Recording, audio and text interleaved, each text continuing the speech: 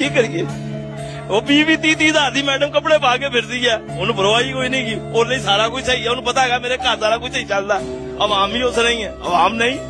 ਹਰ ਬੰਦਾ ਪਤਾ ਨਹੀਂ ਕਿਹੜੀ ਤਕਲੀਫ ਚ ਜੀਂਦੇ ਆ, ਉਹਨਾਂ ਨੂੰ ਕੋਈ ਸਾਹਸ ਨਹੀਂਗਾ।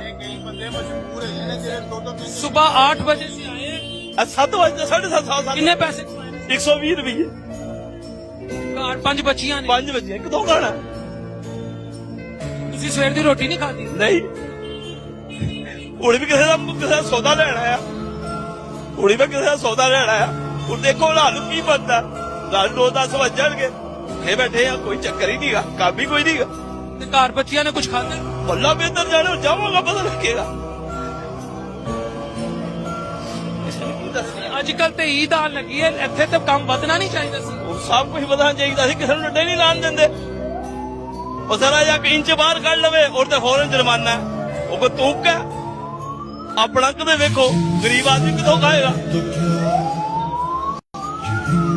ਨਾ ਲੋਕਾਂ ਨੂੰ ਕੋਈ ਸਾਥ ਨਹੀਂਗਾ ਗਰੀਬ ਦਾ, ਗਰੀਬ ਦਾ ਕੋਈ ਸਾਥ ਨਹੀਂਗਾ ਕਿਸੇ ਨੂੰ। ਗਰੀਬ ਸਿਰ ਨੂੰ ਹੁੰਦਾ ਹੀ ਪਿਆ। ਮੈਂ ਪਤਾ ਨਹੀਂ ਮੈਂ ਵੇਖ ਕੇ ਕਿਸ ਤਰ੍ਹਾਂ ਆਪ ਕਰੋਗੇ। ਦਿੱਲੀ ਕਾ ਰਿਹਾ? ਕਿੱਥੇ ਰਹਿੰਦੇ ਹੋ? ਮੈਂ ਸਤਰੂਨ ਲੁਹਾਰੀ ਦਾ ਹੀਗਾ, ਸੂਤਰ ਮੰਡੀ ਦਾ। ਕੀ ਨਾਮ ਹੈ? ਮੇਰਾ ਨਾਮ ਮੁਹੰਮਦ ਸਈਦ ਹੈ। ਬੇਟੀਆਂ ਦੀ ਸ਼ਾਦੀ ਹੋ ਗਈ? ਨਹੀਂ ਨਹੀਂ, ਇਹ ਕਿਸੇ ਦੇ ਕੁਛ ਨਹੀਂ ਆ। ਚਾਚੀ ਕੀ ਕਰਦੀ ਹੈ? ਸਾਡੀ ਬਾਜੀ ਕੀ ਕਰਦੀ ਹੈ? ਲੋਕਾਂ ਦੇ ਘਰ ਪੜਦੇ ਧੋਤੀ, ਉਹਨੇ ਕੀ ਦੇ ਸਾਧਨ ਘਰ ਆਪਣਾ ਕਿਰਾਇਆ ਦਾ ਕਿੰਨਾ ਕਿਰਾਇਆ? 8000 ਰੁਪਇਆ, 7000 ਰੁਪਏ ਫਿਰ ਜਮਾ ਕਰਾਇਆ ਘਰ। ਇੱਕ ਪੱਕਾ 2-3 ਵਧੀਆ ਬਣਦੀਆਂ, ਬਸ ਦਾ ਲਗਾਇਆ ਚਲੋ। ਬੇਟੇ ਕਿੰਨੇ? ਇੱਕੋ ਬੇਟਾ ਮੇਰਾ, ਉਹ ਕੀ ਕਰਦਾ? ਉਹ ਢਲਾਈ ਦਾ ਕੰਮ ਕਰਦਾ, ਉਹ ਵੀ 600 ਰੁਪਇਆ ਦਿਹਾੜੀ ਹੋਈ।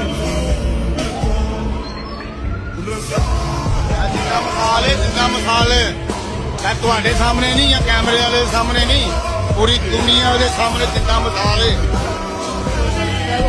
ਉਹ ਵਿਚਾਰਾ ਅੱਕ ਕੇ ਰੋ ਪਿਆ, ਉਹਨੇ ਆਪਣੀ ਦਾਸਤਾਨ ਤੁਹਾਨੂੰ ਦੱਸਦੀ।